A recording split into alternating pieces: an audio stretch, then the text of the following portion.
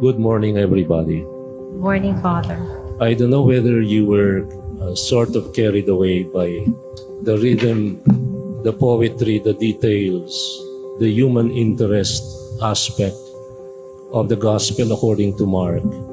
Mark had an eye for details, and the details were all important.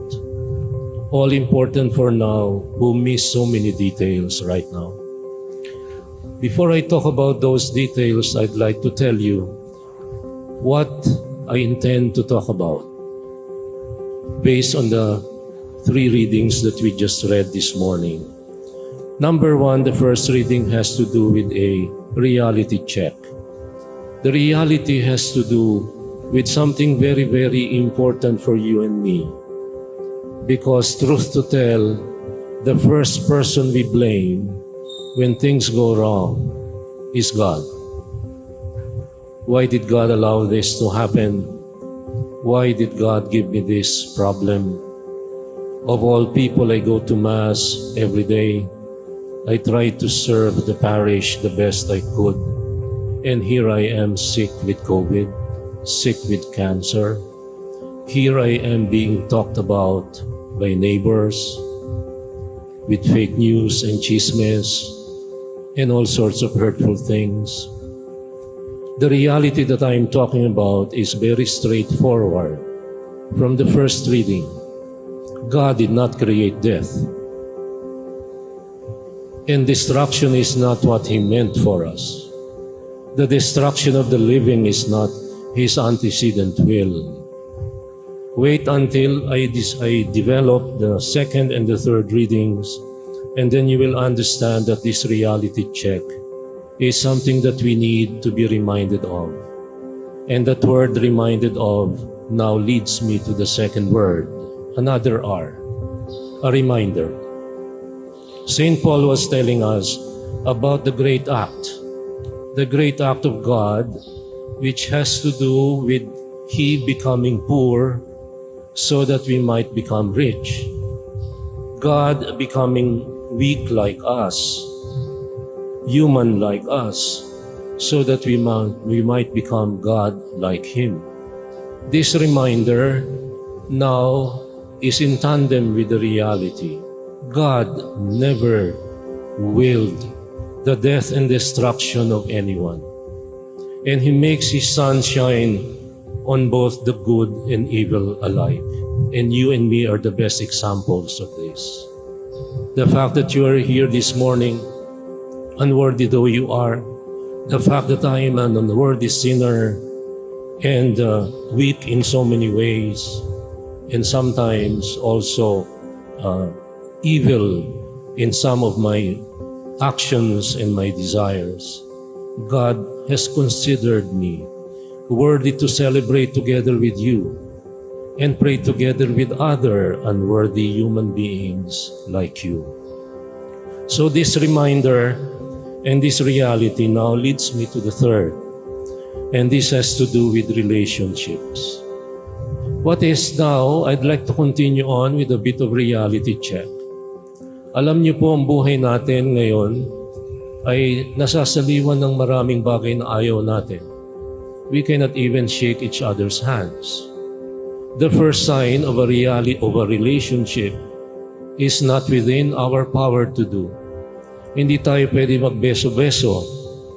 The sign of a relationship has been taken away from us by a cruel reality of the pandemic, which doesn't come from God. God did not create this. I don't know who did. But the fact it is begun in China, but I don't know whether it really was created there or if anybody was responsible for it. But the fact is, big pharmas are raking it in right now. And you can make your own conclusions. Another story about the gospel that talks about relationships. There were two women. St. Mark was very, very precise. Two women. One was a 12-year-old girl, and the other had been suffering for 12 years. Mind you, 12 years. 12 years is a long time. We cannot even bear to suffer for 12 minutes. hindi tayo makapag-agwanta sa loob ng 12 minutong init o lamig o naghihintay tayo ng tricycle na hindi pumapara sa ating harapan. We cannot even wait for 12 seconds. But this woman was suffering for 12 years. Second, the detail is very interesting because both of them were pleaded. One, Jairus, her father, pleaded to the Lord, please come home with me and help my daughter. And this woman who had no power, who lost all she had, trying to get a cure from the doctors who didn't know any better at the time, had nothing left, had no one else, and can look forward to no one because somebody sick like that na dinudugo ay hindi makakaasawa. In other words, that woman had nothing, had no one, had nothing left, and had no one to run to. But then, the beautiful thing is that woman had ears. That woman listened to what the crowds were saying. And what the crowds were saying gave her hope. And what did she do? Unworthy, though she felt. She said, kung mahawakan ko man lang ang kanyang laylayan ng damit, I shall be cured. My dear friends, if you don't see the height of faith in this little sentence, then I don't know what your faith is all about. Faith has to do not with clutching at straws. Faith has to do with touching the Lord and the extension of the Lord that was His garment, His tunic. And presumably the Lord was walking about only in His tunic in broad daylight. And the cloak was somewhere tucked, I don't know where. But if I but touch His clothes, I shall be cured. And immediately her flow of blood dried up. My dear friends, two women, one a little girl, a young girl, the other for 12 years suffering. The little girl had a loving father to pray for her. The woman had no one to pray for her, no one to bring her, no one to carry her. But she did the unthinkable and touched the cloak, the hem of Jesus' clothes, and the miracle happened. What is this miracle all about? Go back, read it when you get back home. It has to do with faith, the relationship of faith. And what did this faith lead these two women to a deeper relationship of faith? And not only the woman who was bleeding, not only the daughter of Jairus, those who were led to a deeper relationship were men. Jairus himself saying, come home with me, come lay your hands on her that she may get well and live. And look at cruel people around us while he was still speaking, and this is now the reality about our lives. There are always people who are kontrabida. Laging may kontrabulate sa buhay natin. Laging may naiinggit, laging may nagagalit, laging may nagsasabi ng fake news sa atin. Gumawa ka ng mabuti, they interpret it wrongly. In this cancel culture, ikaw na ang magaling. Ginawa mo na't lahat ang magaling, yung pa ang sabi sa'yo. They cancel you out. Kaming mga pari at mga madre at mga obispo, what do they say? As they try to cancel us, you're medieval, you're outdated.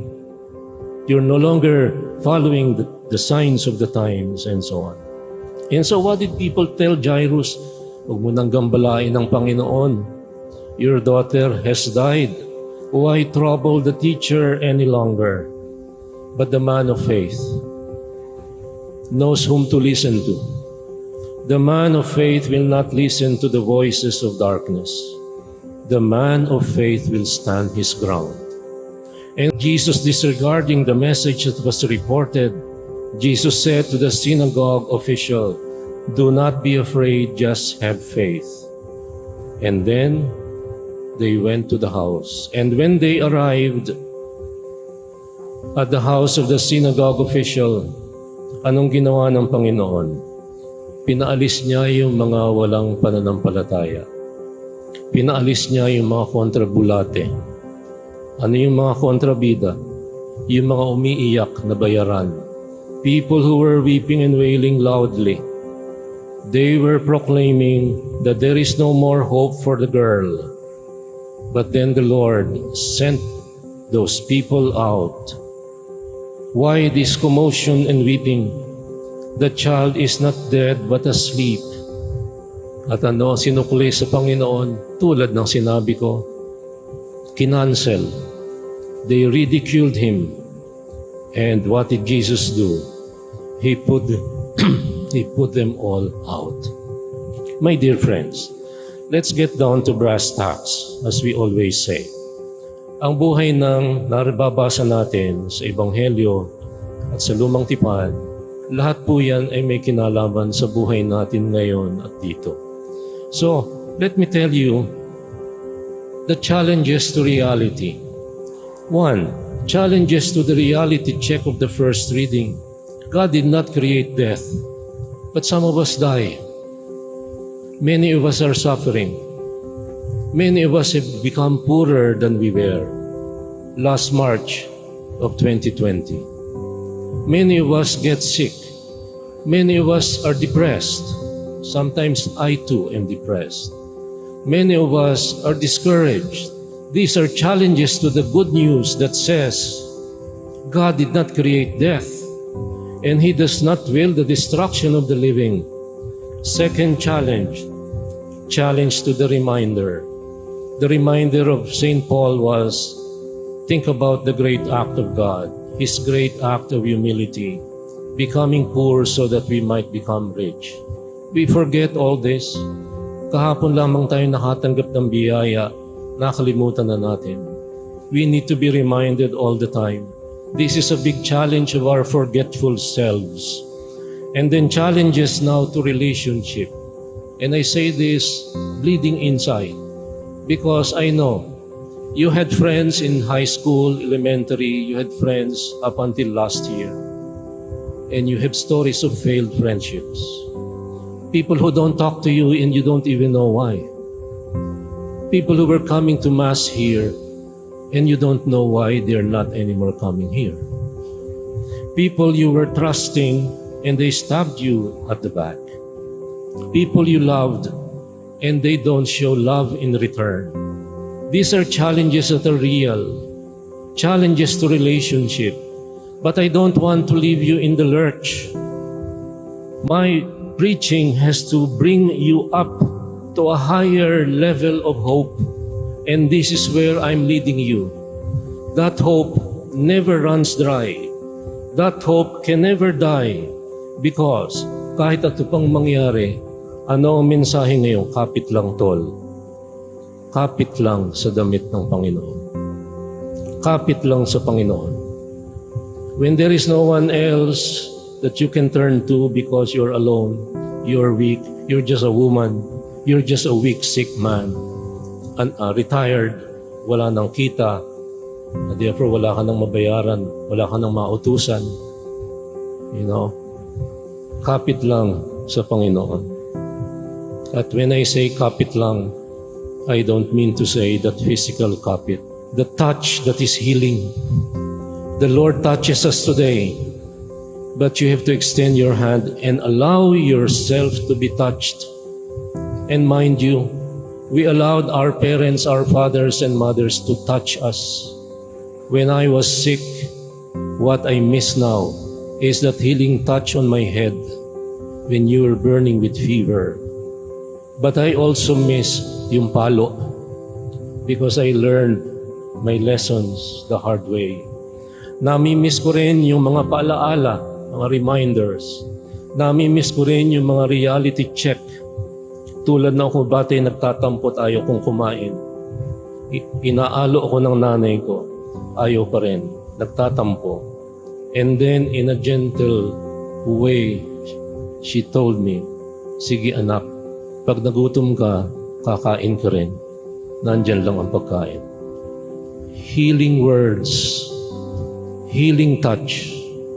And why are they healing? Because you're related to somebody whom you know loves you. And the touch of the Lord was accompanied by healing words. Little girl, arise. These are healing words that are saving words. And now, with the reality around us, kapit lang sa Kanya. Hear, like the woman heard, what they were saying about the Lord. And then, take a step and touch Him. Kapit lang.